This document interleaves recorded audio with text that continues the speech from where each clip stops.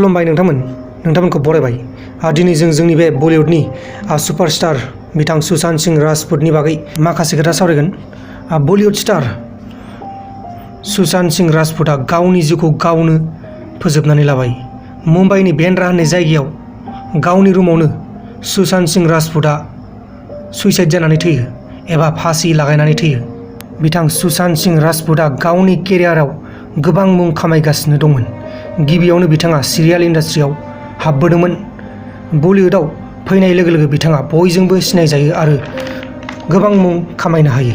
बलिउडआव फैनायनि सिगां बिथाङा सिरियालनि एक्ट्रेस अंकिता लाकन्डेजों रिलेशनशिपआव दंमोन एबा गोसोथोलायलायोमोन। नाथाय बलिउडआव थांखांनायनि उनाव लासै लासै बिसोर सानैनि मोजां मोनलायनाया एबा गोसो थोलायनाया जेंना फैयो आरो गारलायलायनाय जायो। दा बे जाथायखौ लानानै बिथां अंकिता लाकन्डेआ गोबां दुखु मोननाय फोरमायदों।